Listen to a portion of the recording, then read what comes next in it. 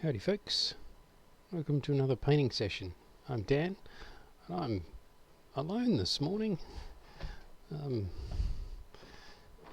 Haven't seen Matty, don't know where he is. Never mind, just get on with it. So here's what we did last week. These are the human archers. They came out very nicely, so got 2 full units of those. Can play a basic game with them. Some of the other stuff that I've been mucking about with this week is starting work on some building designs to add some terrain to the range. Morning, Matty. Morning, Darren. How are you?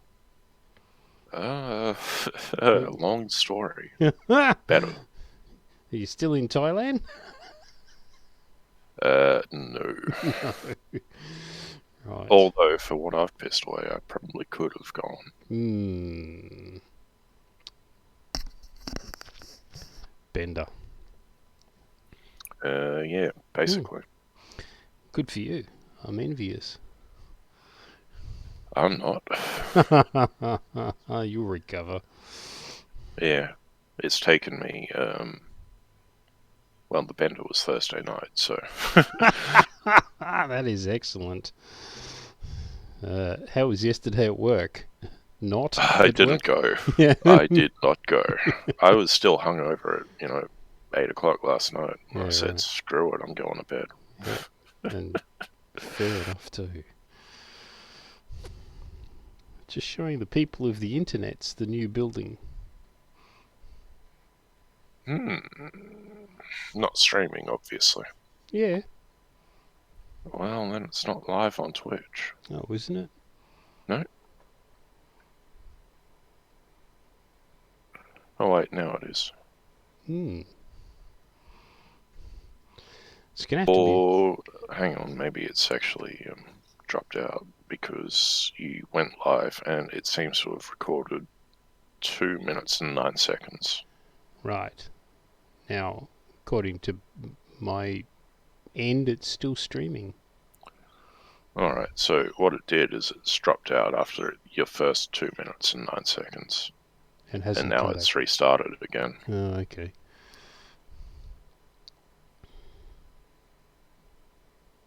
So yeah. Well, that's going to be good fun. This one's going to have to be short too, because I'm going to have to give the guys time to set up for the general room stream when FreedoniaCon comes online. Very soon. Very soon. Anyhow, so I'll stop waving my building around. Hello. It is a pretty cool building from the small bits of it I've seen. Yeah. What can you see on the stream? You got the walls there. I've seen the roof truss structure. I've seen the roof. There's detail inside. Nice. So, yeah. I'm just waiting for some thicker cardboard to come, because the cardboard that I've used for the decoration is cardboard really in name only. It's only 200 GSM stock, so it's glorified copy paper. And when you try and do a thatch pattern on that in the laser cutter just blows it away. As you'd expect it would. Well, you've got to try these things, I guess. So, the surprise for today is goblins. Ooh, goblins. Goblins. Yes, the goblins turned up. At least some of them.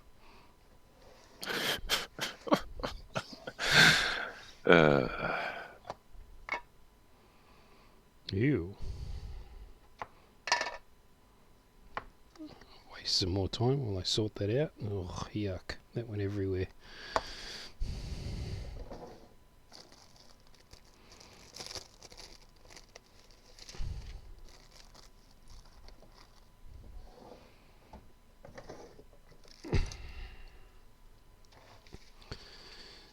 So, have you got things that Fredonia Con that you're going to get involved in? I intend on learning how to play Demonworld and Interceptor. Excellent. Well, Demonworld's tomorrow, but there is a session of Interceptor running today. Yeah, I signed up for that one as unsure because I want to go to the one that's also tomorrow. Right. Well, I don't think there's anything preventing you from going to both. Yeah, I know. I just wanted to give other people the chance to get in. Mm-hmm.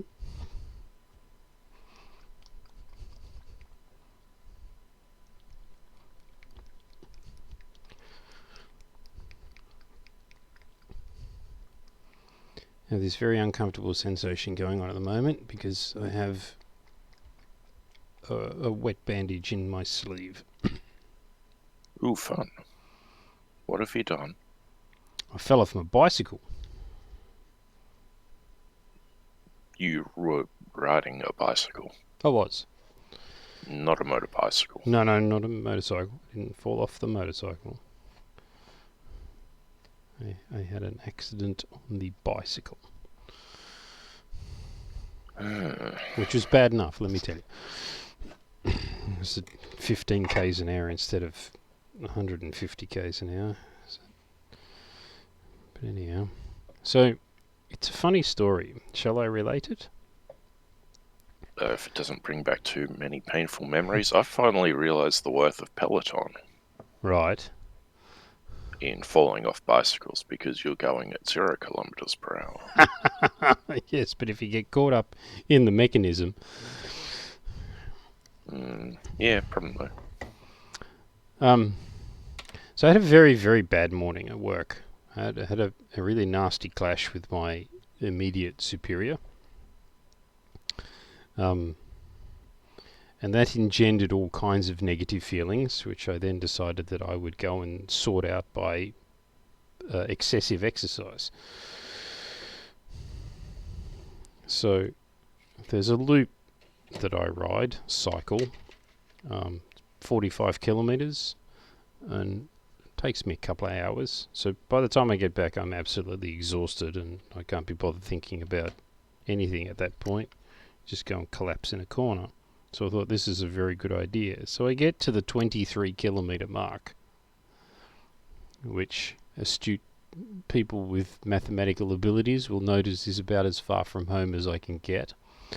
I'm travelling down a narrow footpath and there's a pole that happens to be situated in this footpath, and the footpath goes around it. On the non-road side of the footpath, this is sidewalk for our international viewers, there's a garden, and it's a fairly narrow garden, probably only be a couple of metres wide, and on the other side of the garden there's a sound barrier because there's a freeway that runs on, and these sound barriers are, I don't know, 15 metres high or something like that. They're pretty sort of imposing structures, and so the garden is a more of the more vertical variety, if you like, because they're growing it up to try and hide the majority of the sound wall to make it a little less ugly than it is. Anyhow, it is slightly downhill, so I have picked up some speed. I'm angry and frustrated because of work, so I'm perhaps going a little bit harder than I should have been. And I get down towards this pole, and there's a repair in the pavement of the footpath, which forms a ramp. So I've semi-launched off this ramp, inadvertently, going, oh crap, I'm going to hit the pole. I managed to dodge the pole, but I'm now going too quickly to do the wiggle back to the left to avoid going into the garden because it's only a narrow piece of footpath. And I look at said piece of garden which I'm about to land into, and it's full of blackberry. Ooh. Because it hasn't been maintained. And so I'm crashing into blackberry going, I do not want to ride through this with myself attached to the bicycle and have this blackberry basically rip my arm off. So the first instinct was to let go of the handlebars with that arm, with the right arm. I don't know if you can see this. Maybe in 30 seconds. Yeah. That's the Lovely scratches. That's the damage from the blackberry. That goes all the way up my arm and onto my shoulder. And so I'm still going too quickly. I'm still crashing into the bushes, but now I'm crashing into the bushes with only one hand on the handlebar. And I hit another bump. And the bicycle goes, I've had enough now, get off. So I crash to the left, and because it's a very narrow footpath, I go off the footpath and into the gutter. Luckily for me, it's just a service road and there's no traffic on it, aside from the guy on his motorised... what do you call those? A motorised chair? Mobility device. It's just gone in the other direction, who must have been going, what on earth is going on? So all this crashing and banging and stuff. Anyhow, I didn't bother looking at the damage at the time. I just picked myself up, made sure the bicycle was in one piece, got back on it and kept riding. See reference to earlier, not in a very good mood. Now not in a very good mood. And hurting. So anyhow, when I landed, I guess it's worth showing. When I landed, I took a fairly big chunk out of that elbow, which is why there's a bandage on it. And of course, in my shower this morning, it got wet and it hasn't dried. Of course. So, uncomfortable wet sensation up my sleeve. It was a long way roundabout describing that, wasn't it? Well, you didn't leave anything out, to my knowledge. I couldn't pick any holes in the story. And I'm still unlike my Thursday night, which is just consists of holes. It is mostly one large hole. Right. A blur. Things I do remember. Going out with the boys after work on Thursday. Mm-hmm. Getting booted out of that place at 6 p.m. because the guy wanted to shut up shop. Right. 2 pints in a takeaway bottle of coffee white cheesecake stout, which I had for dessert at about 7:30 p.m. Right. And getting a call from one of the boys at about 8:30 saying, "Oh, can you wingman me to Stone's Corner Hotel? I need to see my currently ex-girlfriend." Right. And get some money and other things from her. So I said yeah to that, and half an hour later I put on my brand new Hawaiian shirt. It's something that I think you might have seen, that big awful green thing. I have seen, yes. That is the world's greatest shirt, that shirt. I would concur. 100% polyester, lime green Hawaiian shirt. Made for Maoris, by Maoris. Anyway. Stone's Corner Hotel. Playing pool with a woman who had MS. Right. Some boys from Downlands, a boarding school up here, getting their drink on. Messy. Yeah. What else was there? There was, after getting booted out of Stone's Corner, with the girlfriend not showing up, and therefore making the entire point of the night moot. Mm-hmm. A cocktail bar a little bit further up the road, a $64 round at the cocktail bar. I just wanted absinthe. Right. Ended up with champagne and something else, cocktail and a pint. Yeah, $64 round for 2 people is pretty good. Got booted out of there. Went to somewhere a little more local with poker machines. Put $5 in one of the poker machines and got out something like $400. Right.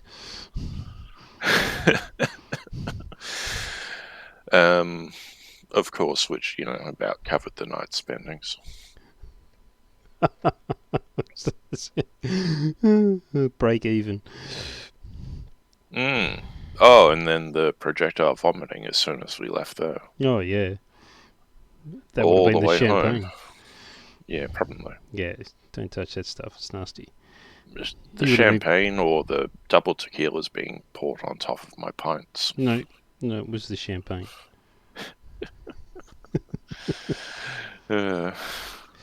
Anyway. That's your body telling you that, yeah, maybe you need to slow down at this point. Well, that was when we started getting double tequilas with everything. Right.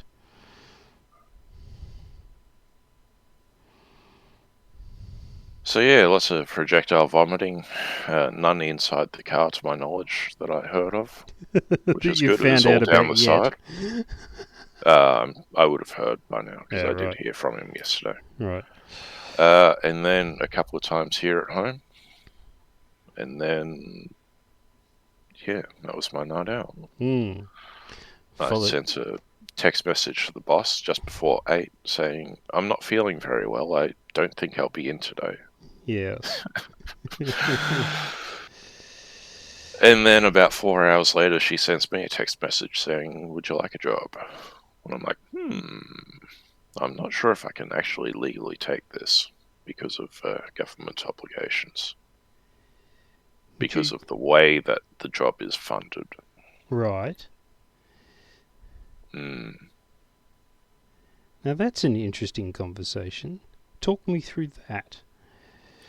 Right, so it's a training provider. It's a traineeship, right? Yeah. 18 weeks. Yes. I guess study plus work, etc., etc., which is federally funded. Yeah.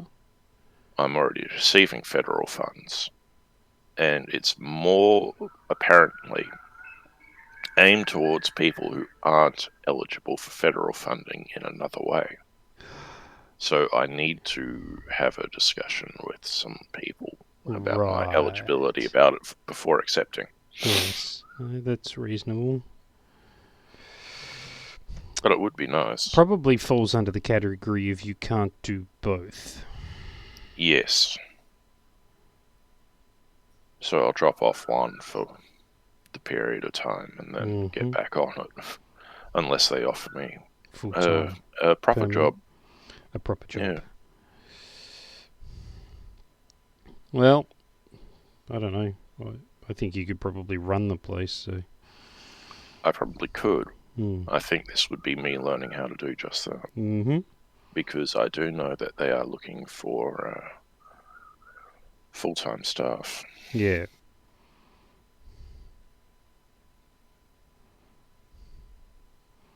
It's a interesting way to go about a career change. Well, that seems to be how it happens. Yep. In op shops, actually. Both of the casual staff that hang out 3-4 days a week, they both transitioned from other careers after a period of volunteering because they got jack of life. Yep. One was a chiffy, a carpenter, and the other one was a music teacher come funeral director. Ooh, because those things go together. Absolutely right. Well, I guess you have to teach people how to play funeral dirges. I imagine that they're quite a lot the same, actually.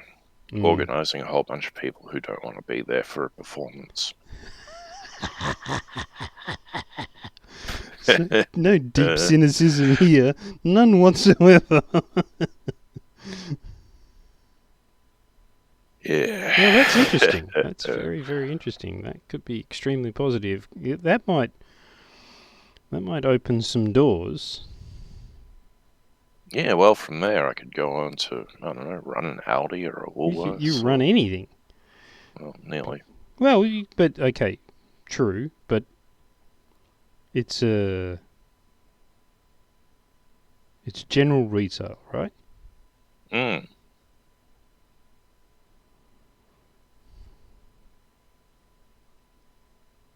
Yes, good old general retail. Management trainee, blah, blah, blah. I could read off the words.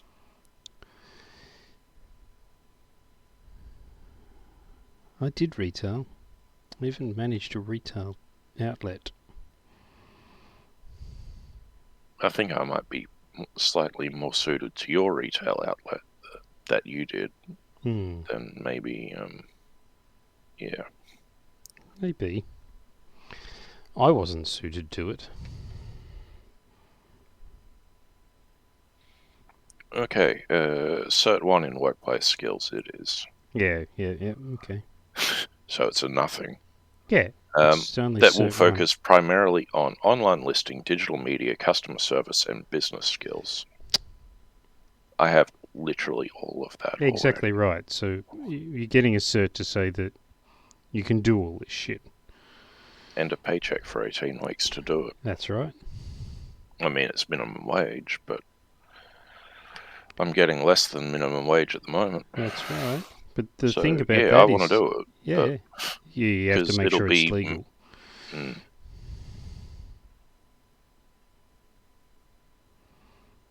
Well, see, the other thing is that it isn't just about necessarily getting the cert itself. It's about the level to which you apply yourself to get that cert. So yeah, and I mean, it's likely that there will be a job offer upon successful completion. Mm-hmm. You know, as a casual, probably in the shittier stores, but you know. But if you go to the shittier stores and you make an effort and they become slightly less shittier over the time, it's a stepping stone, isn't it? It is.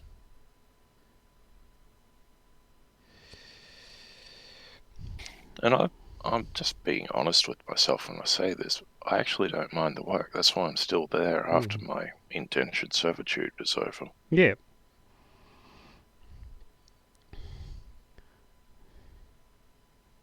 You just like goosing the old ladies.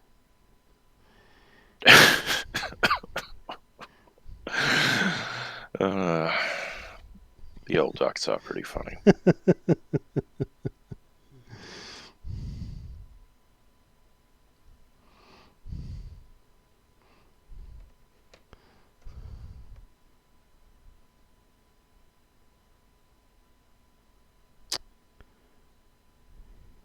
Good Lord. Well, once again, I hope that works out. Thanks. Me too. Yeah. 2022 has a more positive light on it for you than 2021 did. This is true. This time last year, I was extremely depressed. You wouldn't know me from that person anymore. Yeah. It's because you cut half your beard off. Yeah, well, Andrea wants to do another half of the beard. That'd bring it down to like 3/4. I'm like, no. I like having a beard. It covers some scars on my chin. And my double chin. And I'll leave that part out. So, I need a double beard. Why do you need a double beard? To hide a double chin.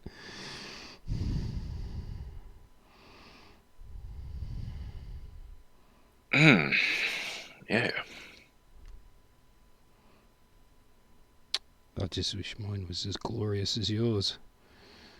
It's all just a bit scrappy and a bit manky and a bit... Never mind. Well, what you need is some brushes and some beard oil. What I need is to just put a full face helmet on and walk around in that. Right, Dictator Dan did something good for you with his slave collar rules, didn't he? Oh no, service stations still do not like you wearing motorcycle helmets inside them. Also banks. Oh God, when was the last time I was inside a bank? Oh, that's right. Somebody paid me cash for something and I had to go and put it in the bank account.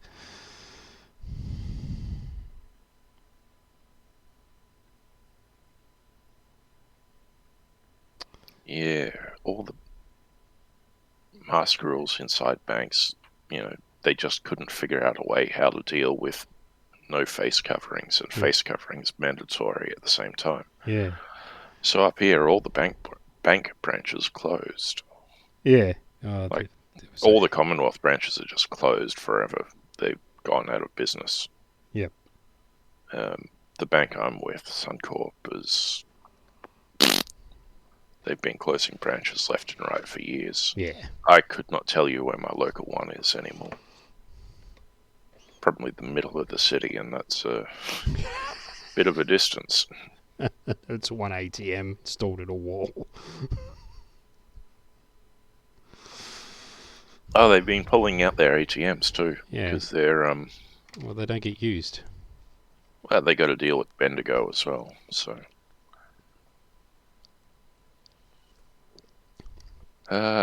Local banks. Local banks. So, I may have to make an ugly noise for a minute. I apologise for that.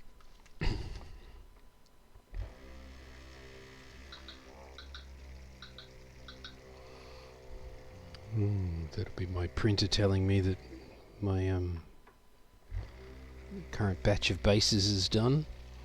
You see, along with the goblins came a whole host of other things that were outstanding.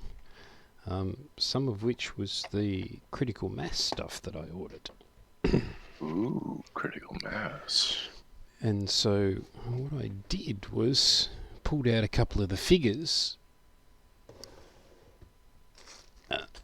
and to see what size bases I was going to need. Did a quickie design, and there we go. One critical mass base.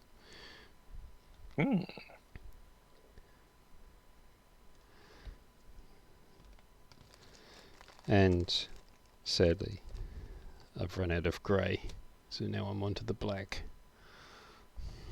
Hey Todd, what do you know about critical mass, and can you make us some rules real fast?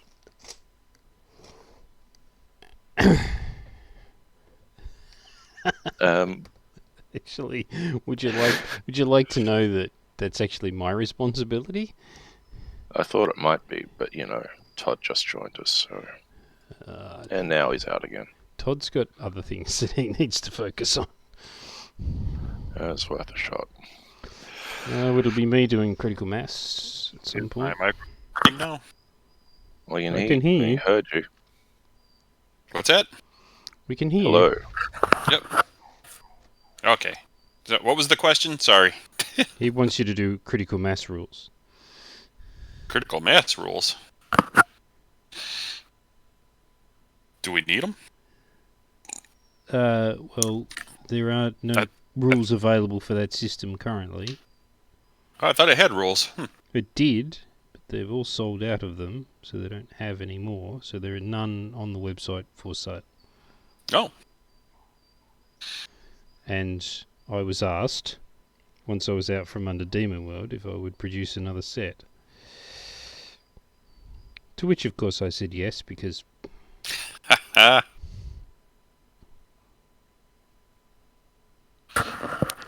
because we don't want aliens in Interceptor, and for very good reasons, and Critical Mass already has aliens, so ergo. Well, there you go. I don't remember why we didn't want aliens, but... Well, I'm not sure we should go down this conversational path. There might be controversy. None for me. I was happy with the decision. Oh no, I was just going to say that some of us didn't want X-Men either, but we got outvoted. Or was it just overruled? Some from column A, some from column B. Yeah, exactly right.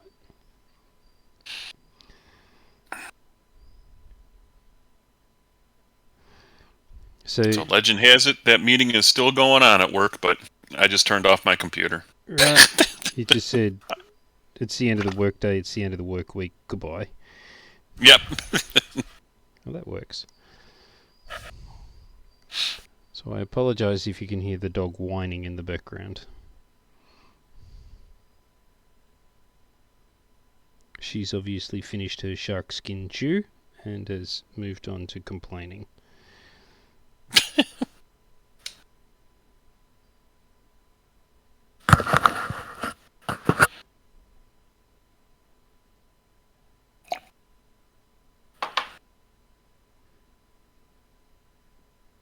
The question is, are you going to be out from under Demonworld? Ever? Oh no, but that's not going to stop me doing a set of rules at Critical Mass. Are we doing them from a brand new rules setting, all that stuff? Or is it... No, look, I'm not sure, but they'll be U18 based, so... Well, that much I knew for sure. Yeah. I mean, it would be crazy to come up with something not U18 based at this point. Right. Well, no, I'm expecting that the Interceptor ground-based stuff may or may not be U18 based. I didn't think it was going to be. I thought it was going to be more skirmishy. Yeah, well, that's... I mean, that was the you know... Yep. What I heard, I don't know if that's what was intended. As the line developer, I think that's entirely your call. No, it's not. There's one above us that could say. Yes, he could, but the other thing about it is he's also extremely reasonable.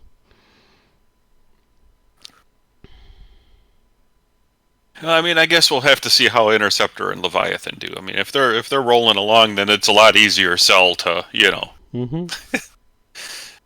If they're not, it might be a harder sell to push an entirely new set of rules down the... Well, we all know how hard it's been to push an entirely new set of rules Yeah. into the world.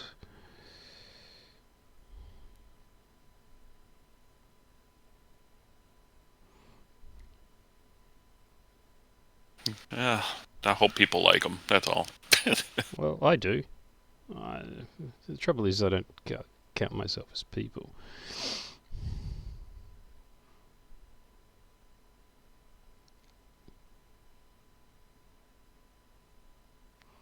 Yeah, I know we had talked about the critical mass stuff a long time ago. Like, to do something with them, probably U18 wise, so... Yeah, well, that's the intention, but I've got a few other things happening. Now that I've actually got the figures in my hands, though, there'll be... I mean, prior to all this nonsense, I was going to roll it into the whole Interceptor thing, but... Then there was no aliens. No aliens.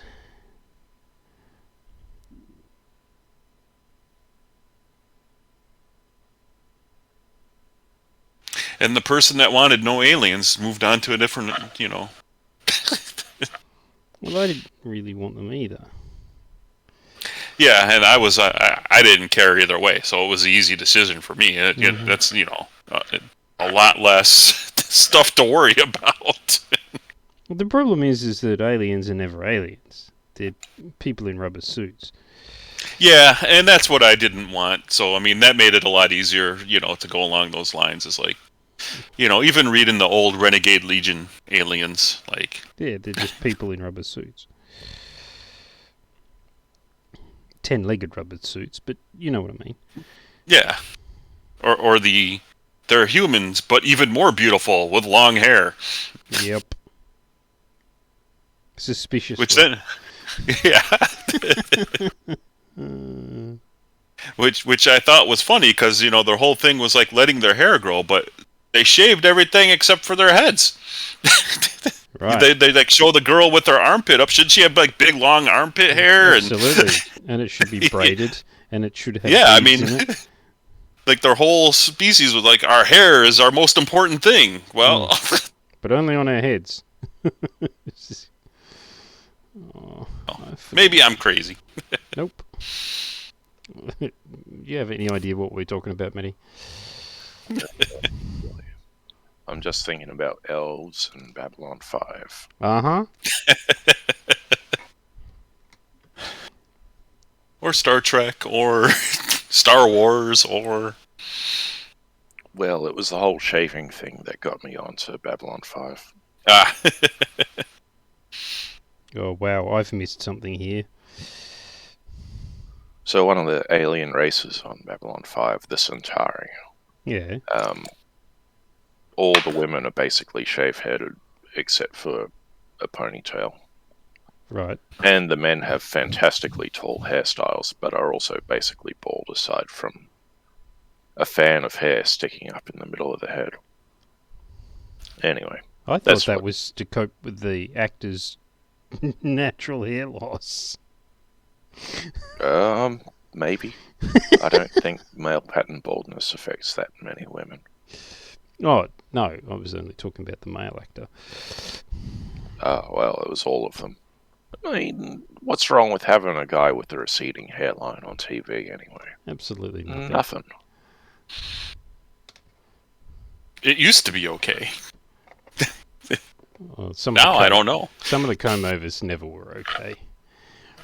But they were funny. Do you just change the subject slightly a little bit? You know what came into the store on Monday? A wig. A wig? A wig, but the hair was styled as a comb-over.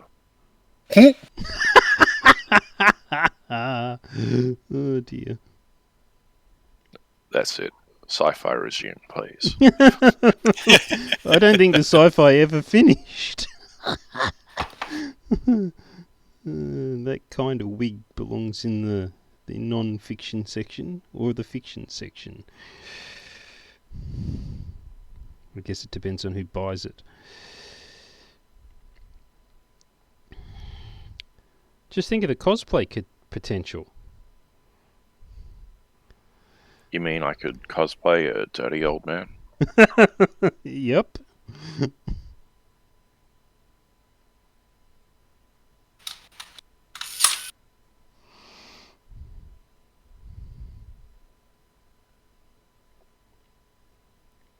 What didn't turn up, which I was a bit disappointed about, but I'll get over the disappointment, was the big tank. Still waiting for that.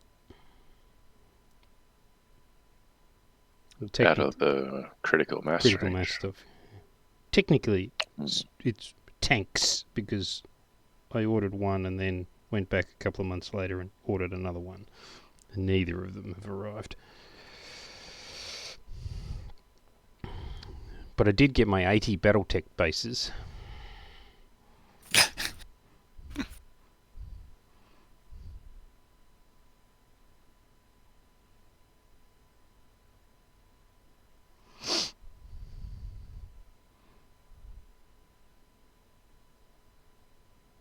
I think that should be enough to base all of the Battletech mechs that are currently unassembled or on plastic bases.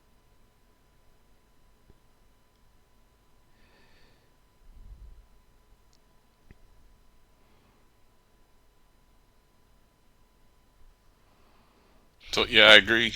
Oh, sorry, go ahead. I was just going to say something about... forget it. Go on. No, I was just going to say, You are correct in that your best bet might be to have Kyle ship all those miniatures to Ross. Mm-hmm.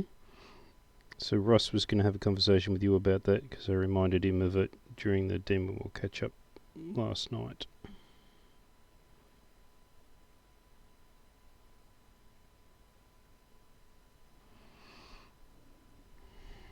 But he was also going to try and catch up with Kyle on Tuesday. So, see how that goes.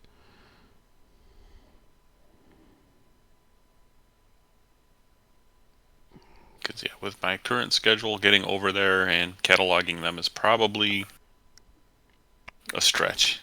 Asymptotically low?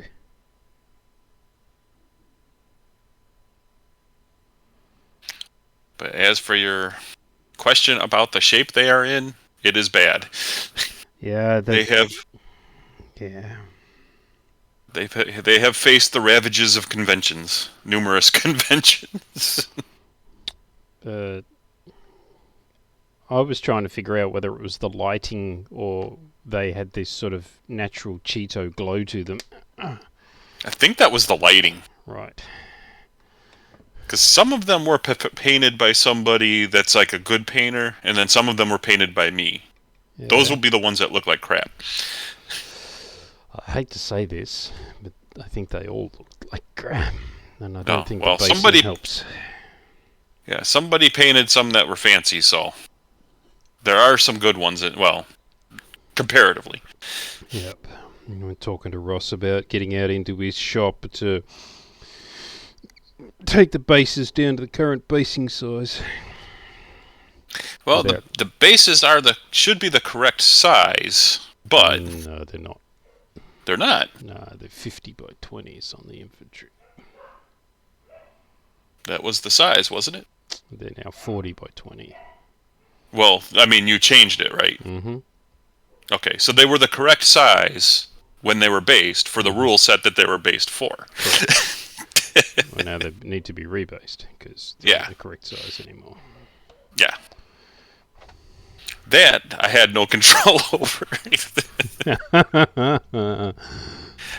But for the rules they were used for, they were on the correct base. Yeah, that's right. The problem is when they first got them, and Ross is like, hey, we need you guys to run demos of Demonworld at conventions, then these rules that aren't even done yet. Yeah. Because this was when U18 was still under... I had no bases at all, so, first I cut some out of foam board, because, they tried to tell me to cut them out of... plastic, and that turned into a nightmare.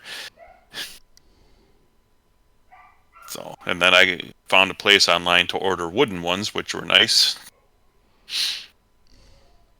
but they could be a little light. But they were cut to the right size, so. And they had that nice burnt wood smell because they were laser cut. I wouldn't know anything about that smell at the moment at all. It's actually all I can smell at the moment.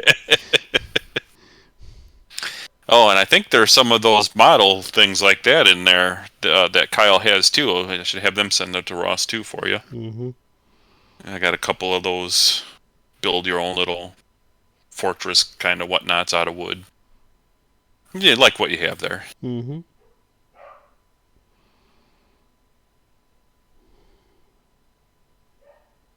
Somebody had asteroids cut out like that, like space bits. I didn't really care much for them. Space bits. Yeah, like asteroids and stuff for your mats, for your... But they were wood, so, I'd have to paint them. Or you'd have wooden asteroids, which probably wouldn't present that much of a threat.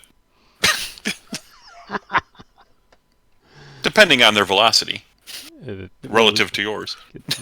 It's all about conservation of momentum. This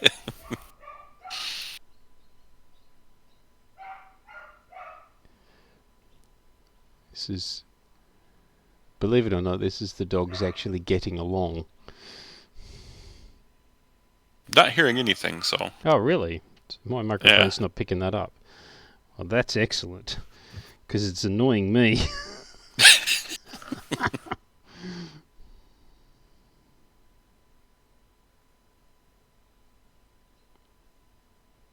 So Matty said he wants to drive some fighters in today's demo session. So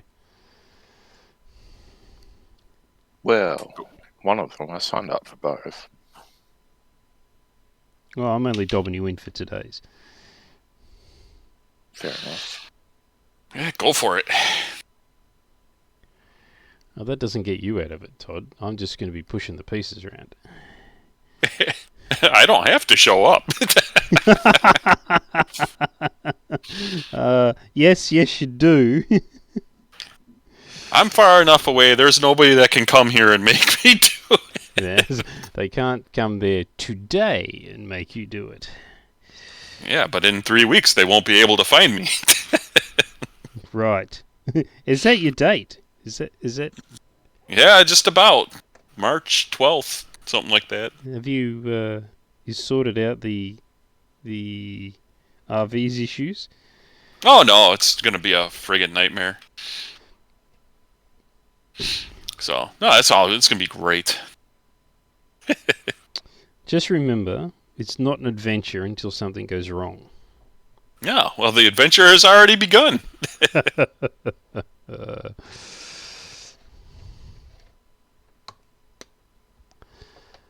So where's your first destination? A repair shop in Alabama. Random? No, we've got an appointment. It's a specialist place, is it? Yeah. Right. I'm gonna get a different refrigerator put in and some solar panels. See if they can fix a couple of the other small things that are going on. The cylinder hanging out the side of the engine block.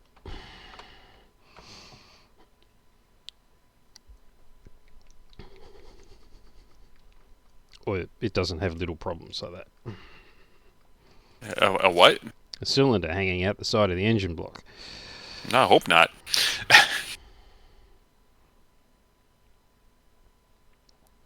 How long is it going to take you to drive to Alabama? We're stopping halfway, so about 2 days. 2 days. I don't know. Where we are, most of the East Coast is within a 12 to 16 hour drive, so we can get like most of the populated part of the country pretty easily. It's the West that's the long, empty part of the country. Through Montana. Montana, Iowa, Nebraska, the Dakotas, Idaho. We've already done the Yeah, Idaho there's- joke. Moving on.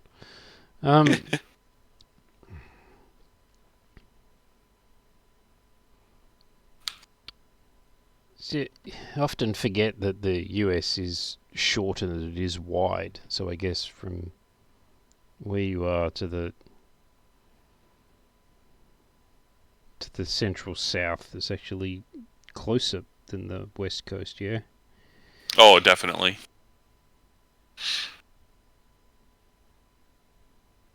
Like back in the day, I would drive from here to Florida in a day.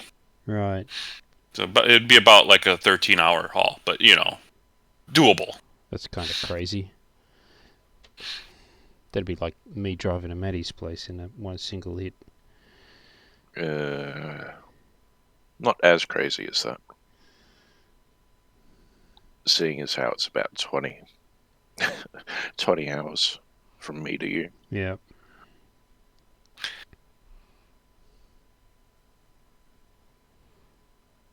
What's amusing is that the 20 hours from me to you is halfway if you want to go to the top. Yeah, absolutely. It's another 17 to Townsville and then another 5 from there to Cairns, I think. Mm. And then after that, it's just jungle until you get to the top for another 5 or 6 hours. Well, I was going to say 30,000 years, but moving on. Well, also, yes. We live in big countries. All of us.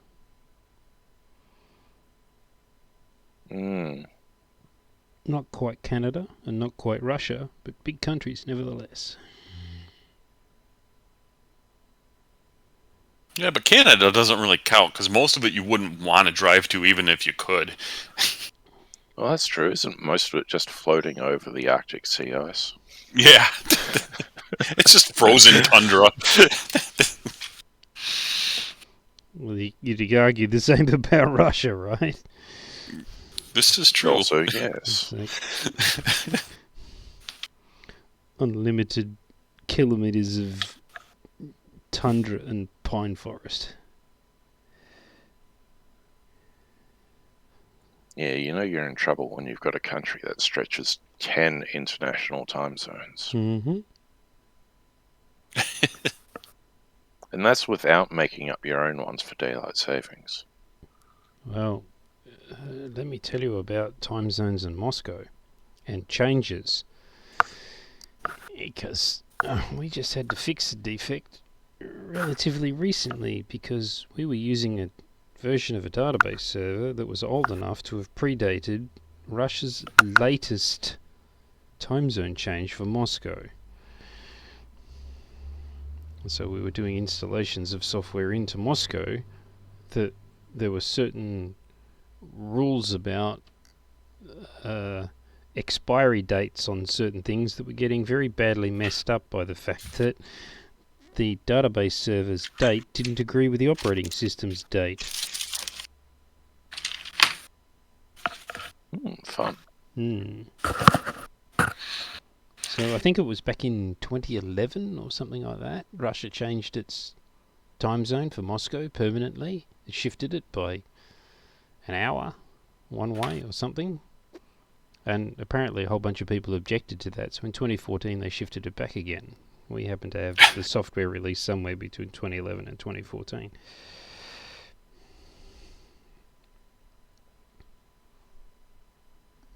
So yeah. Not only have they got 10 time zones, but they feel free to just move them around whenever they feel like it. Not unlike daylight savings. That's it. I would get rid of daylight savings if I had anything to do about it. Me too. Well, you can now, Todd. See, this is it. You can. It's like, screw you guys going to daylight saving. I'm just going to drive in the other direction.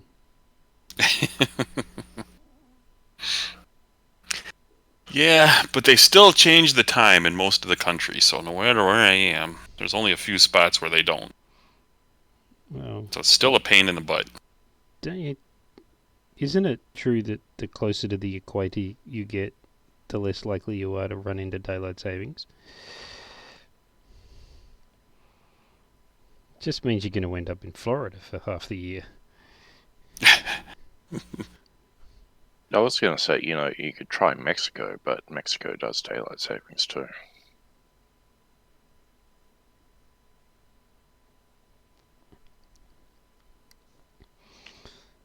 Do you have a plan, Todd? Like places that you want to go and the order that you want to go to them in? Nope. Right.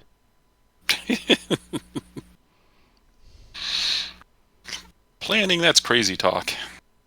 If I were you, I would be following the smell of barbecue. Alabama's not a bad first stop. I think our plan is mostly to avoid winter as much as possible. So, driving to Hawaii then.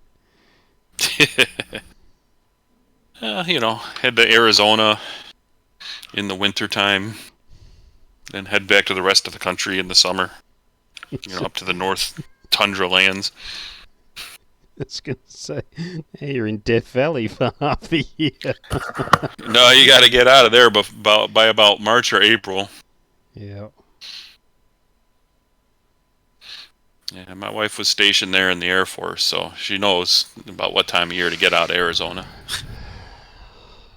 I would have thought Arizona was a 1 week stay. Yeah, in the winter, it's not so bad. Like, they're happy there right now because, it's snowing and cold here. Mm-hmm. The trouble with Illinois is that it's brutal in the winter. Yeah, and in the summer. You get the worst of both worlds. It'll be -20 here, in the winter, and then in the summer it'll be 100 with 100% humidity. Yeah. Oh, you can Sounds keep like going. home. Yeah.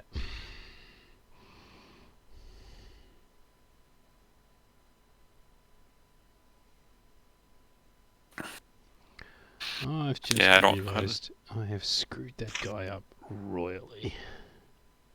I don't know your guys' weather other than it's like opposite of ours. Well, that's generally it. So, doesn't get quite as cold though. No, we probably get down into the low 30s. We might probably drop into the high 20s, on a very, very, very cold day. But I have seen 126. So, it is what it is. But is it a dry heat? It was. That particular day was. That particular day there were firestorms that killed 200 and something people, so... Oof. Yeah, that stuff's horrible. Yeah, I've been very lucky to avoid all of that so far because it's a bit more humid up where I live. Mm-hmm. We don't get the horrible bushfires that Dan does. Yeah, we don't get that here. We get tornadoes and stuff, but no fires. And... What's worse? Your house burning down or depositing it itself in your next door neighbour's yard?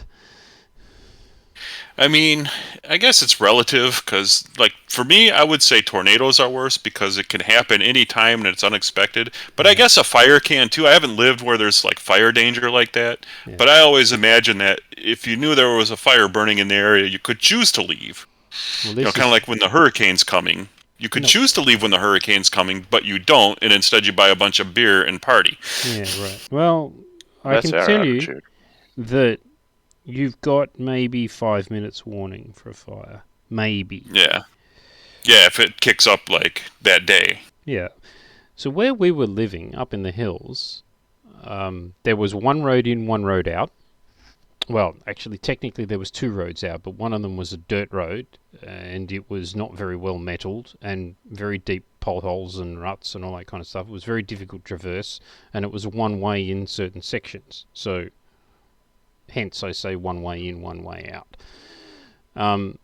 And we lived 300 meters from where a fire event in the mid-80s stopped. We tend to refer to that thing as Ash Wednesday. And that where it stopped was a state forest, which is about 300 meters away. And we had a fire start there when we were living there. And the only reason we didn't lose anything was because the wind was going in a different direction. So, random chance. Yeah. So, about equally sucky. Oh, yeah. Yeah. I imagine visibility is about the same when you're under tornado duress as you are under bushfire duress. Because when a bushfire is really going, you can't see your hand in front of your face. It's actually probably worse. Yeah. That's the other thing is that people forget about is that it literally turns into the apocalypse. You can't see a damn thing. The light's really bad. There's ash going everywhere. There's cinders going everywhere. It's because the tornado is just a really bad thunderstorm until it's not. Until it's taking you on an enforced visit to Oz. You're not in Kansas anymore. But I'm like the idiot that would be, like when the tornado sirens go off, I open the shades and I'm looking for it. Right. My wife's like screaming at me to get to cover it. I'm the idiot that's looking for it out on the porch with the camera. Yeah. So for you, Twister was a biopic. Yeah.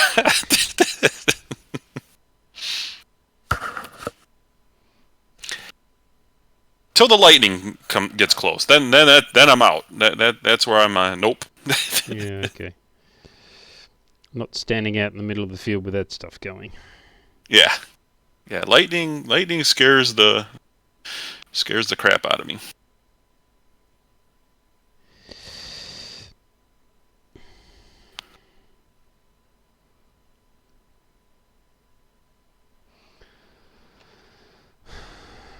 Yeah, that was fun. The days of the motorcycle when you'd be out and one of the summer storms would just boil up, and next thing you know, you're riding through hail. That's always good times. Oh yeah, I've been there. I've done that.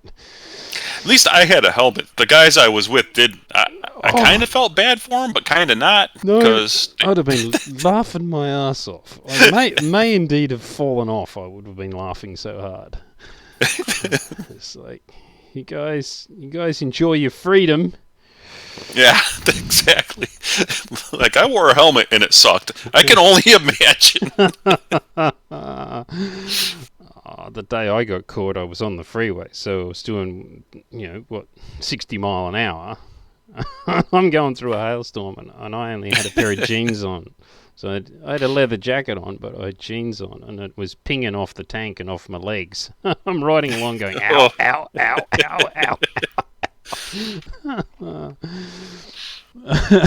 Fun times. Fun times. See, you don't remember the good rides. Exactly. You remember the trauma. Oh, yeah. Yeah, you remember every accident in excruciating detail, but you don't remember the good ones. I'm just glad I had the accident on the bicycle. Yeah, what happened? Oh, yeah. I relayed the entire story to Matty at the start.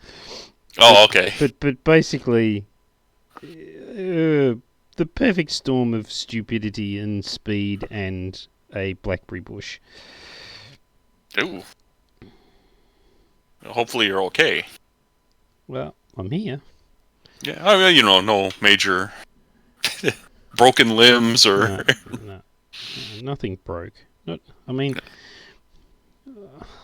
I did manage to break the bicycle's fall, so it's got a couple of scratches on it, but nothing else. I don't even think I hit my head. But then again, I might have hit my head really badly, and this is all a really nasty dream.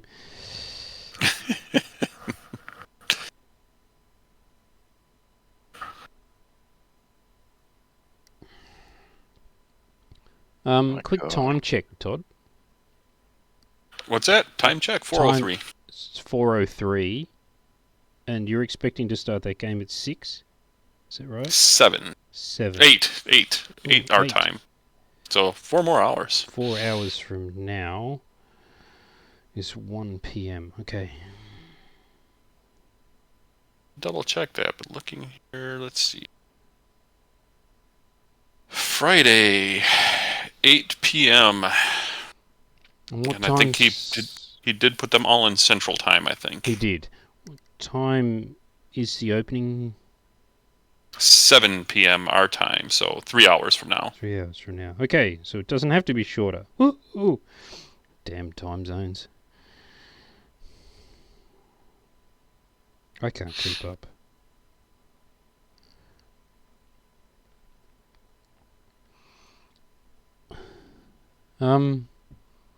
What did you think of Don's generic cards? The fighters? Yeah. I think the red is too bright, but yeah, that's what I thought. That should be grey. Yeah, I commented that there's too much contrast with the red, but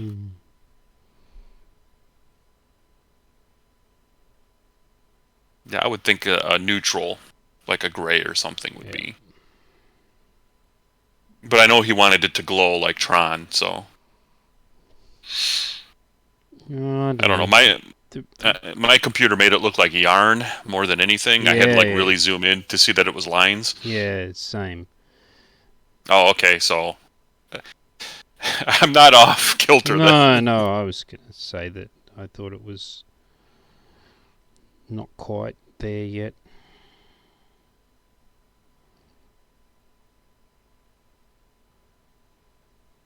Oh, I've missed so many bits. I'm guessing you didn't see the helmets. Nope. Well, 2 of them are good. 1 of them I know you're not going to like. Right. It has the fin.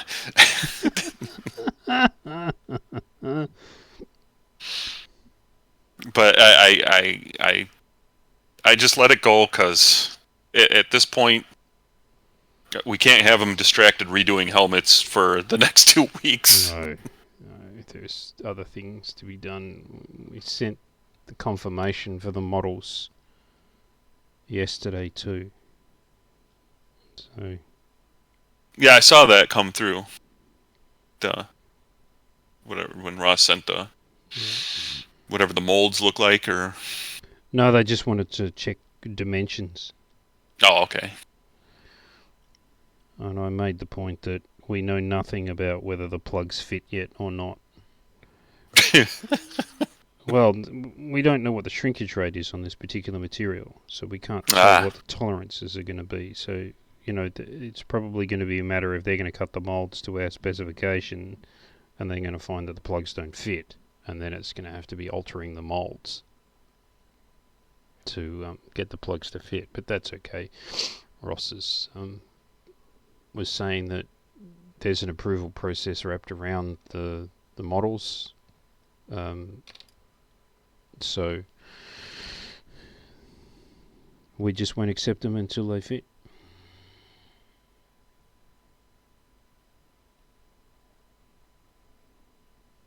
Well, if I'd have known we had that kind of time, I wouldn't have rushed the rest of the stuff to do. No, I'm just kidding. No, I don't know that we've got that much time at all. I reckon they're probably going to knock all of those.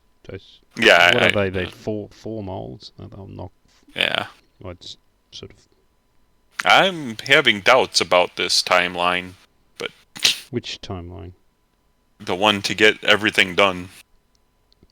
Insofar March 1st. As layout, editing, pictures, formatting, photoshopping, all that. Just do what we can do. Just get as close as we possibly can. Yeah. I mean, with the writing done, that is a little bit of weight off the shoulders, but... Well, it isn't done yet, though, is it? Well, it's done. No, it isn't. The rework from editing isn't done yet. Well, if it comes out like the editing for the rules did, it wasn't that bad. But it won't. She actually does a lot of the fixing. The last person I worked with Noble Armada was I got this huge laundry list of stuff, and I had to do it all myself. Right. That was a process. Yeah. So this was like a dream. Like I think Kathy may think otherwise. Well, I hope she's being suitably compensated. But as far as so that wasn't bad. I didn't really have to go back and rewrite entire paragraphs and so.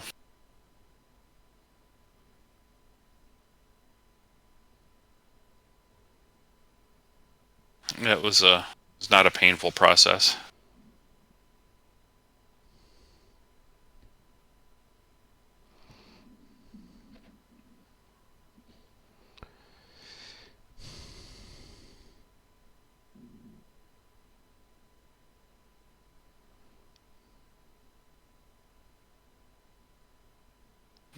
Yeah, I've lost the video. Again? Yeah, there it is. I still got it. Yeah. It did drop out for about a second, though. Yeah. Well, it dropped out, and then I had to watch 30 seconds of an ad again before I could... Yes, I would love an alternate Twitch streaming client. One that was, ad-free. Yeah. I mean, theoretically, I could subscribe, but that just means less ads. Yeah, it doesn't mean none, right? It just means less.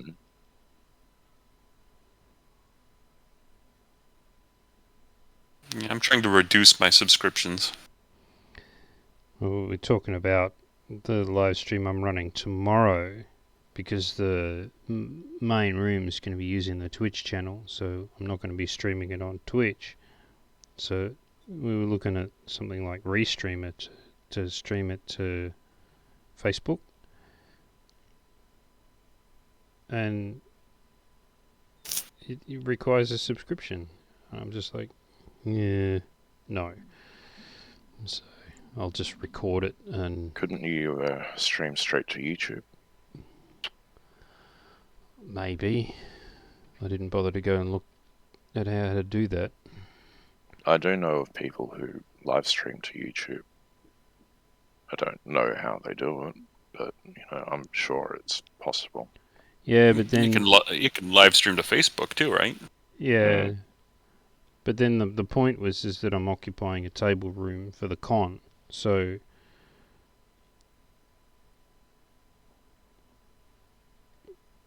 it kind of has to go through Discord. We can just stream it on Discord. Well, yeah, that's my point. That's what I'm doing. I'm going to stream it on Discord, and I'll record it and then upload it to YouTube. Now, I have my doubts that that's going to work all that well, because Discord is not the greatest when it comes to streaming. Yeah, I know, but we'll find out. We're doing a couple of games, so yeah, we'll figure it out. Yeah, I am not a huge fan of gaming on Discord. It is an exercise in frustration. Mm-hmm. I'm not sure that there's any other service that's better, like Teams or whatever Microsoft has, but... Teams is considerably worse. Yeah. I thought they had another one, too. Zoom, that was the other one. Mm. I've never used that, though. Which sort of gaming are you complaining about? Is it like roleplay or... Yeah. Okay. So I don't have a problem with doing it on Discord, and I know of a couple of groups that do it through Zoom. Well, I know a lot of people that do it. It's doesn't do it for you. You like it face to face, do you? Well, the problem is, I mean, it could be like a specific our group kind of problem of friends, is that, you can obviously tell half of them are doing something else while having the stream going. And it's always, what does your character do? Huh? What's going on? Could you repeat that? It's a lot of that. Your group. Yeah. So for me, it's never been like a good experience. Well, then again, sitting around the table, you could all be playing on your phones while someone does something else. Mm-hmm. Yeah, but then I can throw dice at them.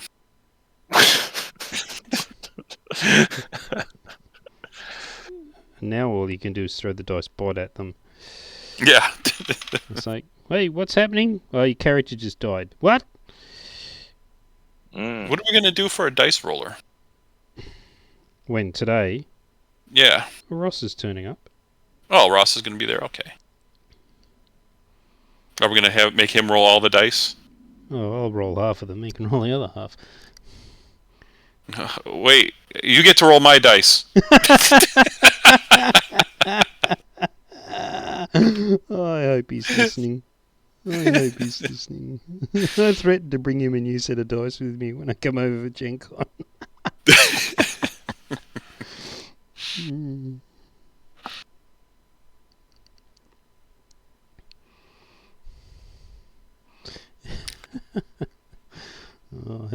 We give him a hard time. It's fun. I have never seen anybody with a run of luck like that. Oh, that was something. That was horrendous. I mean, it's hard to get how long a game's going to last when you roll dice like that. All day? Yeah. It's like some of those convention demos are going to be pretty damn short. They are. But that's kind of my goal. Yep. Is, you know what, like if they get blown up real quick, I'll toss them, a couple more cards and a couple more miniatures and Yep. Start again. reinforcements. Yep. You know, Reinforcements have arrived. You've got an hour, Mm-hmm. See how many fighters you can get shot out from under you in that period of time. Yeah, exactly.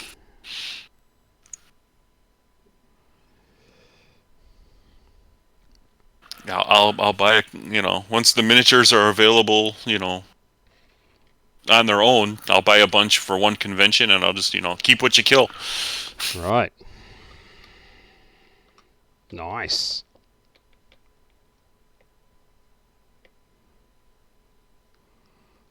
I am quietly hoping I get a couple more sets than I actually purchased.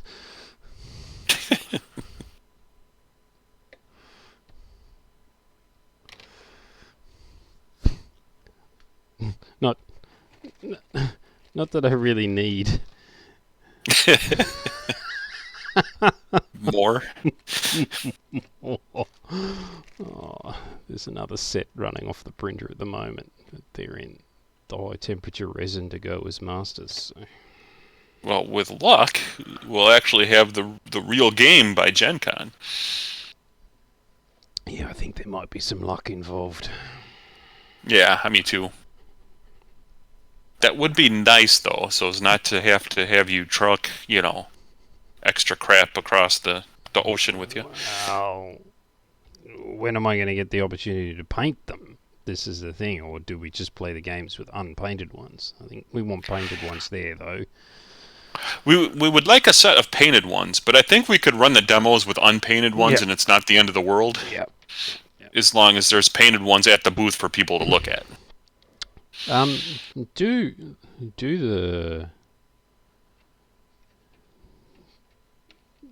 the supplier type companies attend these things? Like, the people that sell paints into the market and oh, absolutely. So if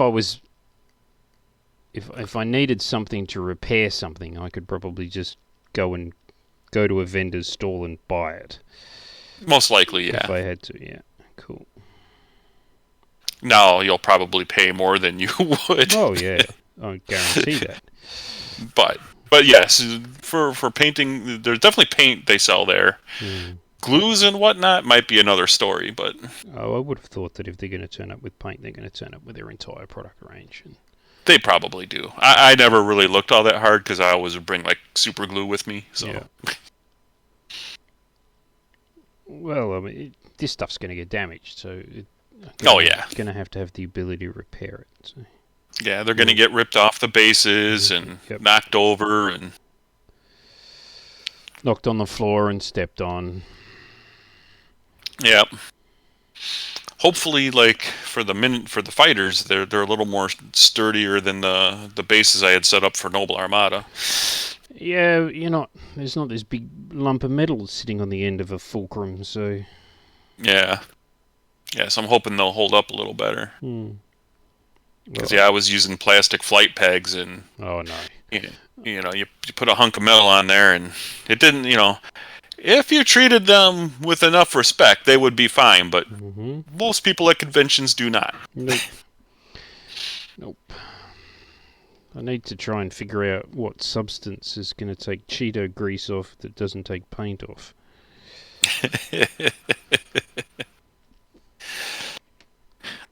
I generally haven't had too much of a problem with food. I joke about it, but usually people, not as much with the food. Yeah. Do they have areas where you're restricted for eating? Like, this is an eating area and nowhere else? No. No? They have eating areas, but you're allowed to bring their food that you buy there anywhere in the place. But you're not allowed to bring outside food in. You're not supposed to.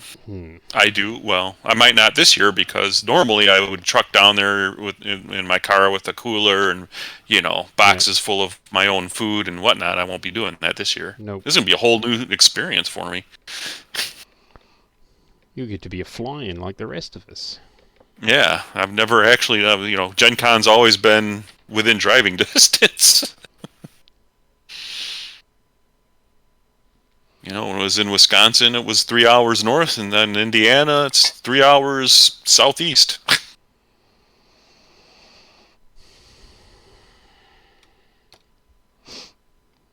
What am I? 23 hours via Portland. Yeah. Yeah, driving, yeah. Well, no. Be a heck of a lot more than 23 hours driving. No, according to Google Maps, it's a 23-hour drive. How long would it take you to drive across the Pacific? Yeah. No, from Portland, not from... Portland, yeah, right. Yeah. Oh, I'm talking about from Melbourne. Yeah, from Melbourne, yeah. Well, you would need a very special car. So, but I suppose if you had left sometime last year... It's an hour to an hour and a half Melbourne to Sydney. It's then 15 hours to LA. What's LA to Portland? That's going to be 3.5. It's about a 4-hour flight. Oh, LA to Portland. No, yeah, it's probably about 2.5 hours, 3 hours. Yeah. And 10 in the airport. Just trying to get around. It's a half-hour walk between international Tom Bradley and the domestic terminal at LAX. I've done that walk a few times. Yeah, I've flown Portland to Chicago a few times for work, and that was about a 4-hour flight, 4.5 hour depending. Yeah. Not accounting for the time change. I can't see Portland being a big airport, though. I'm trying to remember. I don't think it was.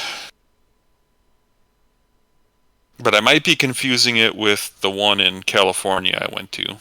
John Wayne. I don't think it's called that anymore, but... Yeah. And then there's getting from the airport to Ross's place. Yeah.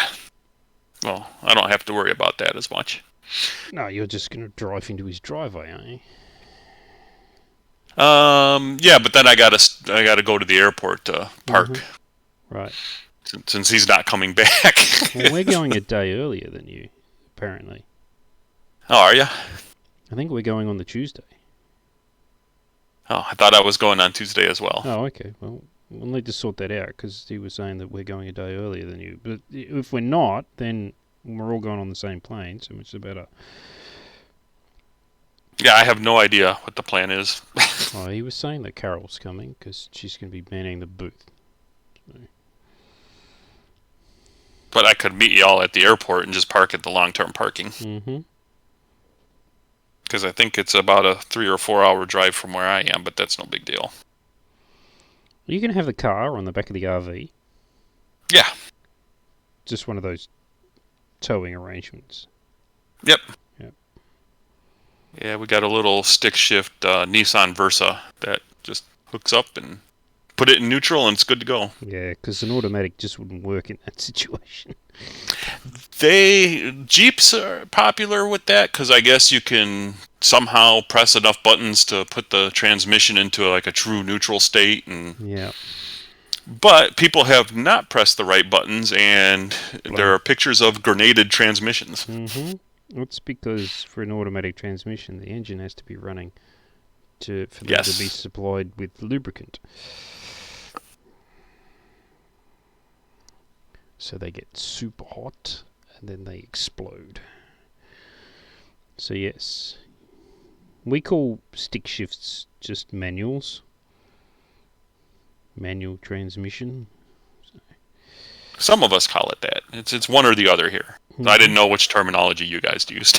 when you're talking to an Australian and is saying driving stick, it doesn't mean the same thing. Trust me. Okay, I can imagine. But yes, it is a manual transmission. Right. Nissan Versa. What are they? Tiny little right shit box. Right. Well, I had a Yaris, so is it It's probably about the same size as about the that. same size? Yeah. They don't Actually, I look think that bad, the Versa. Doesn't. Yeah, they just restyled them to look more like their Sentras and Altimas rather than like the hatchback look. I don't know. The last decent car last decent looking car that Nissan made was the 240Z. Sorry, 240Z. Zing. I had a mate who had one of those once upon a time. When I was a kid, we had a Datsun 280Z. Mm-hmm. Yeah, by that time they'd become overweight and very soft. And 240 was a good car to drive. And my mom traded that in for an Alfa Romeo, little convertible. Oh, your mum liked working on cars? No, but she liked driving them and taking them to get fixed. Right, I was going to say. I just thought it was funny because at 6'3", when I would drive it, I had to put the top down and my head would stick over the windshield. There's a saying. I don't know if it's a universal saying, but there's certainly a saying in Australia, which is Alfa Romeo's making mechanics out of drivers for 70 years. But then we used to treat Fiat as an acronym, which was Fix It Again, Tony. Especially when Fiat in the 70s decided that they were going to buy their steel from Eastern Europe. And, of course, everything that was imported into Australia at the time came by ship, which meant that it was pre-salted. So you had these things 2 years and they just dissolve. Ford, we say fix or repair daily. Yeah, we that was found on rubbish dumps, but yeah, that works too. At least from all the Fords I've ever owned. So in Australia, there's this real duopoly, or at least there was. So it's gone now because General Motors pulled out of Australia. So there was Ford, and then there was General Motors, which locally was known as Holden.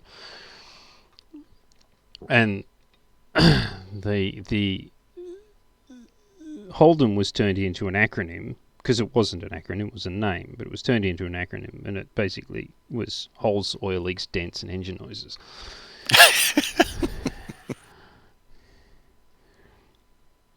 There's this, and it was a manufactured rivalry, but there was this rivalry between the two camps in motor racing in Australia, and you were either a Ford supporter or you were a Holden supporter, and you couldn't be both.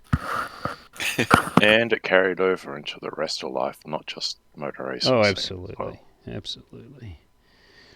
My problem was that when I got interested in motorsport was 1985, which was the first year of the Group A regulations in Australia, and there happened to be some black BMWs running around, and I went, I like those! So I was just considered a weirdo from the get-go.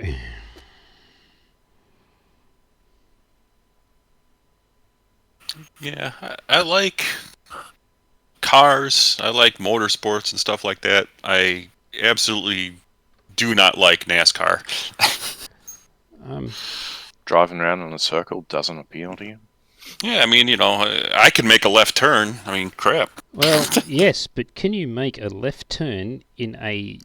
What are those things weigh? They're 3,000 pound cars with 700 horsepower, mismatched tyres because they go left.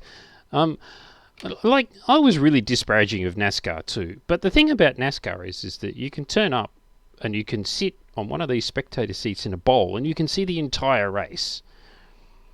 So, there isn't anything hidden from view. And the subtleties that are going on underneath can be really quite fascinating. Like, I don't know. Absolutely. They've got little fans that are pointed at the front wheels. And if they're generating too much heat because the setting's not quite right, they can turn these fans on to cool the front tyre, so they can change the handling of the car by turning a fan on. And I'm like, you look at that two ways. That's either really, really strange or it's really, really cool.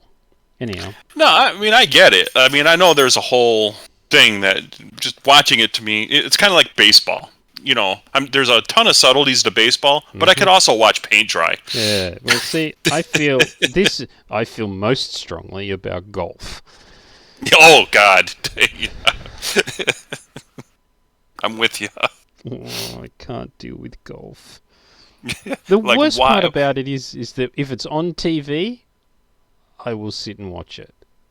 And I hate myself every minute. But golf, tennis, can't do it. NASCAR, I don't can suffer watch. that compunction. Oh, you could aim the same thing at the Indy 500, right? It's like it's. But yeah, a lot of things don't translate well to television. No. Yeah, I would imagine, like, if I was actually at a NASCAR race, I would probably enjoy myself for the most part. Yeah. I think I would. I think I'd thoroughly enjoy it because the noise and the smell and the spectacle and everything like that. I think I can't imagine going every week, but I certainly wouldn't mind seeing one. Yeah, like if somebody gave me tickets to it, I wouldn't say no. Yeah. Absolutely, I'd go have fun, drink a couple beers, whatever. Get into the whole atmosphere of the thing. Like, even when I go to a baseball game for real, like, I could deal with it. It's not bad. Yeah. But watching it on TV, But I get from your Facebook feeds that you do like a little bit of American football. Yes, I do. Yeah. Yes, I do. And there are people out here that bemoan the fact that it's a really stop-start game. There's quite a bit of time when nothing is going on. At least ESPN puts together half-hour packages of the entire game. That's the only way to watch it. I would almost agree with you there. Like, if they would, do something like that here, I would be happy. If they just reduce the game, cut the ads out, reduce the game to the hour and a half they're actually on the field doing things. Yeah. Well, there's something actually going. Yeah.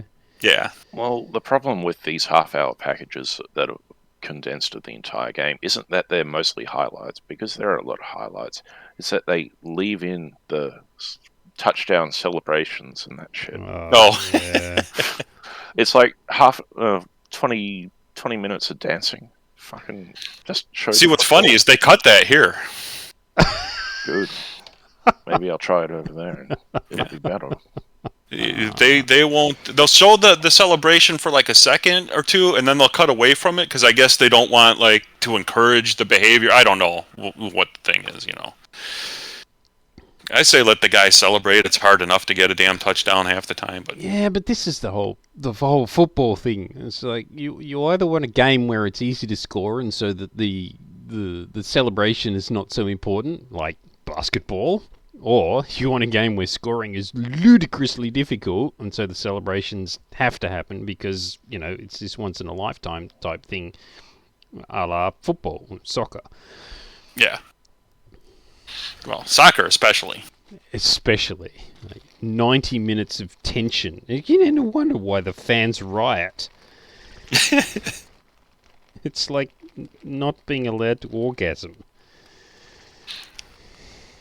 I guess, the same principle applies to hockey a bit. Well, not ice hockey. The two games... Yeah, ice hockey. Well, no, because ice hockey's just every now and again a game breaks out between fights. Yeah. But, I mean, to me, the ice hockey is the same as watching soccer. Yeah. You're going back and forth. There's a lot of, back and forth until somebody scores. Yeah. I think they have cut down on the fights, at least on what they televise. They don't show them anymore for exactly that reason, because they don't want to encourage people.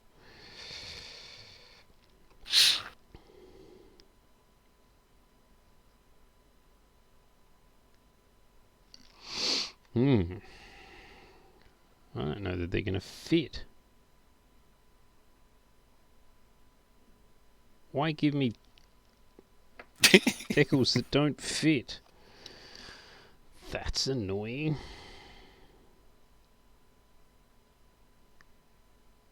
didn't know we had decals. Yeah. It's because you didn't. What? That's because they've been out of print for nigh on 20 Well, it years. says 2021 right there on the bottom. Yes. Who do you reckon put that on them? Why does it say Farser Corporation instead of Hobby Products? Who went through 7 CDs worth of stuff to find them?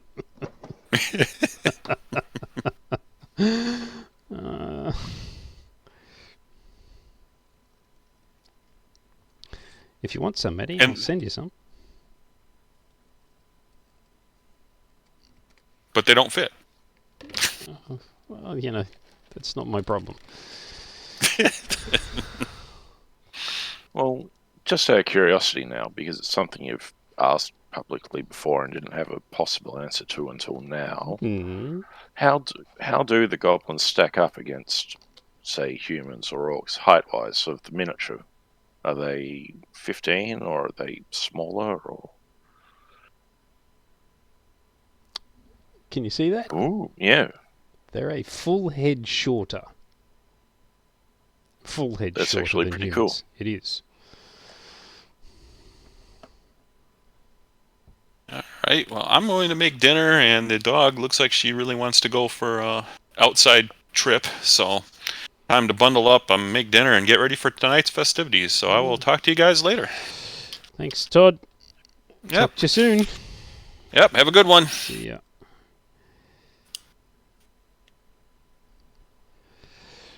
I was a little bit, let's use the word disappointed, because I don't want to colour it any more than that.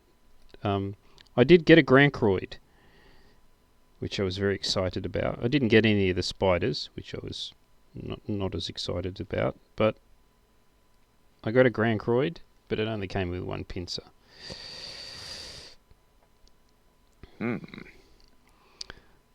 So I'm either going to put together a model and call him Lefty, or I'm going to wait for them to send me another pincer. Yes, I could say that would be a reasonable disappointment. So I really wanted to put one of them together and paint it on the live stream because they are spectacular. Like, I had that crawling sensation when I had the packet in my hand. When I tipped the bits out of the packet into my hand, I got that crawling sensation because the limbs and everything were very, very realistic.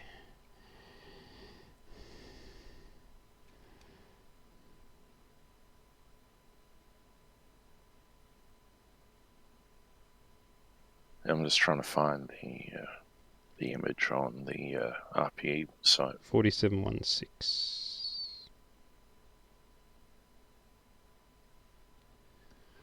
4716. Oh yeah, there he is. Bloody hell.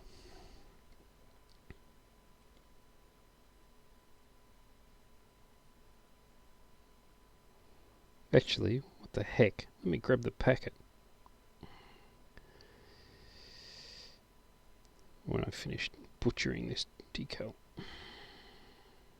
So that is effectively a 4-hex miniature, which means it's huge. Yep, hang on.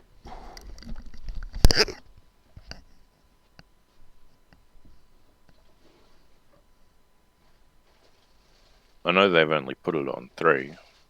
Oh, he's run off.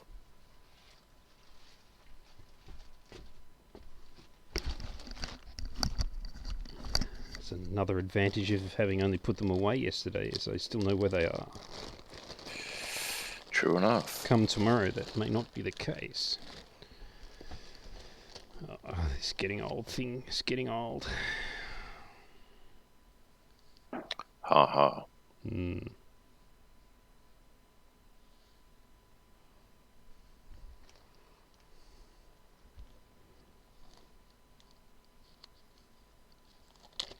Hands don't want to work.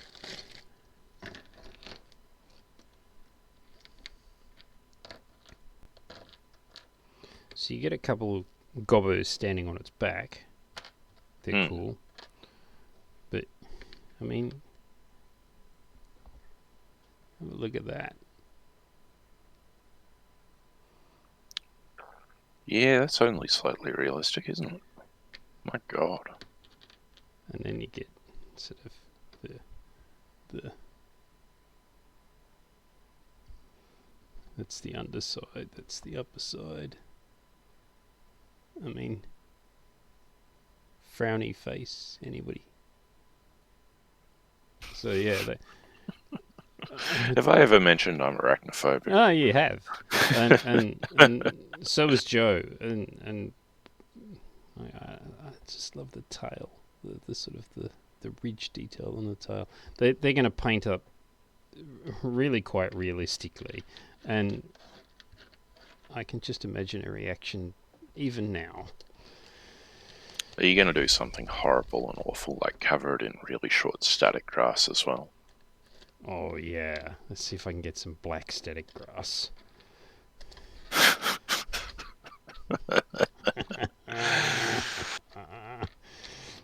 But just the legs, right? Leave the body shiny. Just the legs.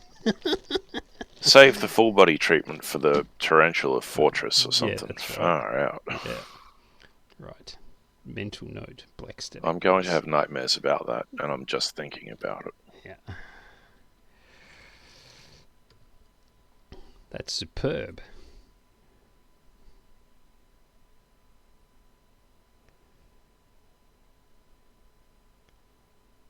So yeah, they're spectacular miniatures. They're really, really good.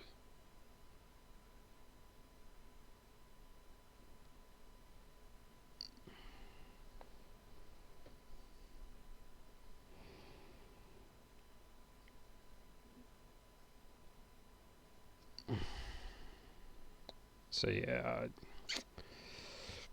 was a very mixed day yesterday. I bought a complete airbrush paint set from Army Painter, which is I think 150 pots. I thought you'd already bought that. Oh, I'd ordered it. What I haven't ordered yet is the speed paints, because they're not due out until March. But so I had this big box from RPE turn up, which was good. That was 6 kilos worth of lead, which had 50 something odd Crimson Skies fighters in it. It had the Arc critical mass figures in it. It had the Protoline critical mass figures in it. And it had all the stuff that I need to put together the demo armies for Gen Con, plus some additional gobos. But it didn't come with any of the paint. I was hoping that they were going to send me the rest of the paint, and they didn't. And then the Army Painter paint turned up, which was great, except that their boxes obviously weren't designed to hold the paints in situ for international travel, because I opened the box and there wasn't a single paint in the tray that it started its journey in. It was just like a washing machine, basically. Nothing spilled, so no reason to bother going back to Army Painter to say, hey, this is a disgrace, because, I mean, the product itself is intact. It's just the box was a shambles.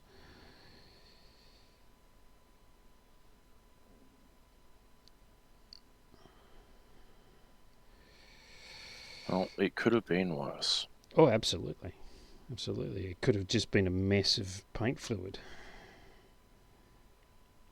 I don't know if I told you, but the replacement LCD screen for my 3D printer turned up Thursday too. Oh, no, you haven't mentioned that. Yeah, so it's running again.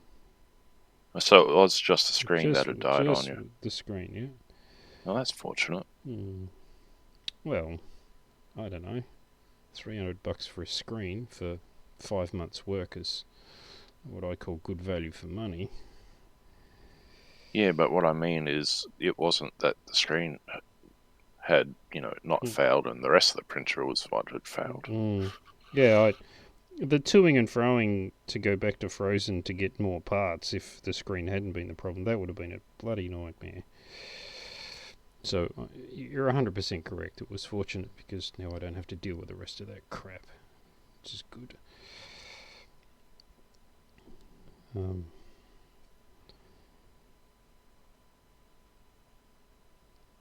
So, I gave away my first resin printer to a friend of mine who's going to get into printing resin toy soldiers. So I've only got the 2 now. So, question from Twitch chat. Mm-hmm. Hey Dan, the Demonworld game tomorrow, will it be uploaded to YouTube also? I think the answer is that will be the only place you'll be able to find it because of other streaming commitments. That's right. You have to join the Discord channel, the table, FreedoniaCon table, to see it live, but I will be recording it, so it will go up onto YouTube.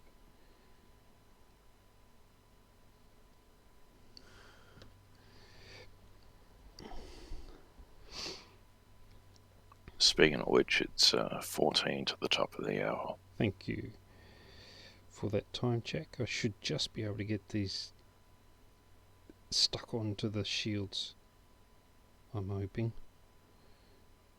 Good news that the start of the con is a little bit further away than I thought it was going to be. I thought we were going to be rushing at this point to get out of the way for those guys to do their setup, but looks like not.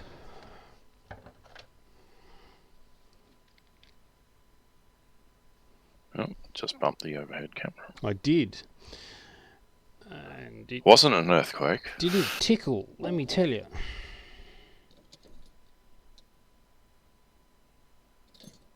So now I go digging for my tweezers. There they are.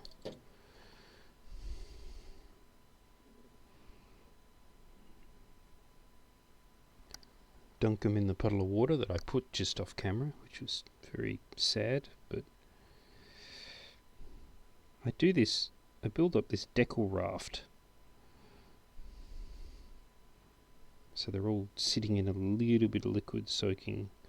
The problem with this is that I've obviously printed these on my printer at home on decal paper that you buy on eBay, and then you've got to spray them with a fixative.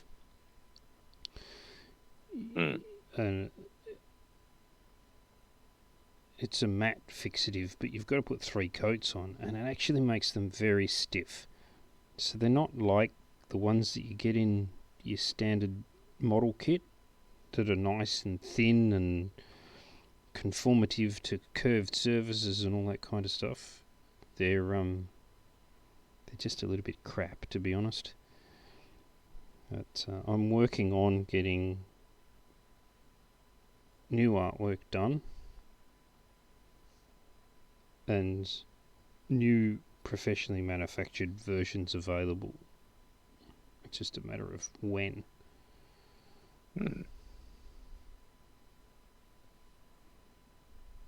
All full steam ahead on multiple fronts. Yeah, I'm supposed to have had another revision of the rules out for us to use in the game tomorrow, and I haven't finished editing them because of other things that are going on, and necessarily Thursday was a particularly bad day, so.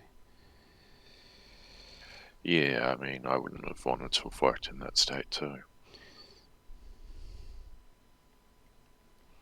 Angry is bad enough. Angry and bleeding, on the other hand.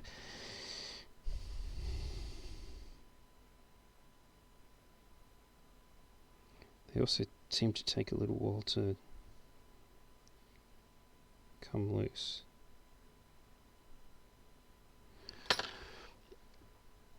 So now I get a Q-tip, I roll the water out from under it and hope it doesn't peel up like it just did. Done. I never was the best at decals. I was terrible at them. And you know how I'm doing Formula 1 cars? Lots of them. There's lots of them and they're usually quite big.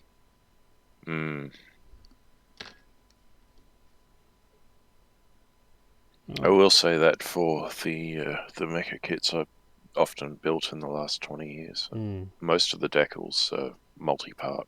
Yeah. So you just got to line them up right, and they conform to the surfaces, which is good. Yeah. But then you get the odd one that's just got water slides. It doesn't have dry transfers or things like that. Yeah. And the water slides are absolutely beautiful, and you want to use them, but they're a pain. and then you make a mess of one of them, and you've got 25 more to go, identical. Yep. uh, Yeah. Right there with you. It's a thing. The other thing about these is because of the nature of the decal sheet itself, you can't use a softener. Can't use a... Oh, yeah. Well, I've never had any success with the softeners or Mark Fit or any of that. I've got bottles of it. I just never had any success with it, aside from making me tear. Yeah. No, the decal has to be in place before you use the softener, or you're in deep shit. If you're trying to move it around, oh boy. Puckers, it tears, it... Ugh.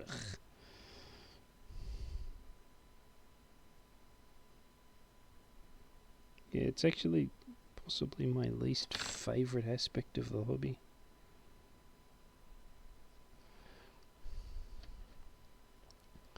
But these are going on alright. I do have one successful example of decals from my youth still around. It's an old Tamiya 92 Celica GT4 rally kit. Oh, yeah. Nice. That's the Castrol colours? Yeah. Yes, which I absolutely loved. It's my favourite rally car of all time. Mm-hmm. Pity they got busted cheating with it. No comment. Anyway. That still exists. It's upstairs somewhere. Nice. In the spare bedroom. And that was a kit I built when I was, I think, 11. Oh, very cool. And yeah, I'll take a photo of it. Goodness me, I'm 11 years old and I've done fairly well. Don't have any kits from that era of my life, that's for sure. Well, that era of your life was a little bit further ago than mine. Yeah, but even in my late 30s, I wouldn't have had kits that dated back that far. Yeah, well, I didn't have it for a good long time. It just happens to still be here because the old man's a hoarder. Ah, yeah, right. Yes. I was carting a Hella sailing ship kit around with me for years and years and years. And I'd moved into a flat and I was on my own, and I'd put it on the table and I'd left the window open a crack near the table, and we had a windstorm come through overnight. And believe me, sailing ship models sail just as well as sailing ships do. Went to the bin after that. I had the big Revel Cuddy Sark. I had that built, and I got home from school one afternoon, and Mum said, about that model that was on the dining room table, and I said, "What do you mean was on the dining room table?" Said, no. One of the cats had a go at it, so I went in there, and it had gone bowsprit first onto the floor. So it was absolutely totaled. And like that, I'd completely... That was fully rigged. That was every single line. And it was basically cut it off at deck level and start again. And I got it cut off at deck level and looked at it and went, nope. I have a copy of the kit here on the shelf waiting for me to get around to building it again, but it's not high on the list of things to do at the moment. Well, so many other things to do. Yes, like Demonworld. I think I wasn't even going to comment about that. So here we are. These just need secret sourcing now, but like they're very cool little figures. I really like them. So they're very pale-skinned goblins. Yes. Notice the green is on the pants and not on the skin. I don't do Yeah. green skins. Neither goblins nor orcs are green in Demonworld. At least, I choose not to paint them green. If somebody else wants to do that, that's entirely up to them.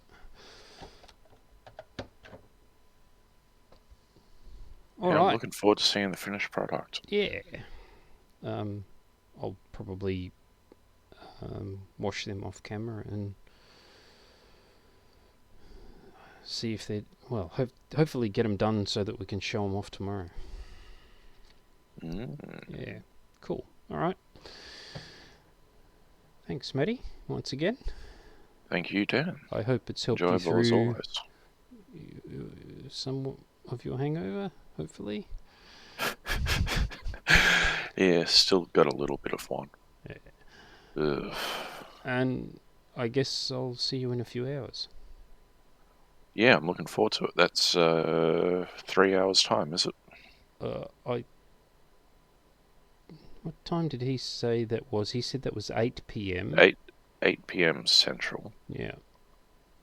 And the opening ceremony was at 7 p.m. Central, which he said was 3 hours away an hour ago. So 2 hours away. So that's what? Midday. About 3 hours. So midday for the opening ceremony and 1 p.m. for the game. Your for time, me, yeah. and that's an hour. An hour early for me. Yeah. Fucking daylight savings. Time zones. Yeah.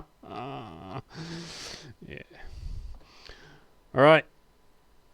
I'm away. See you soon. See ya.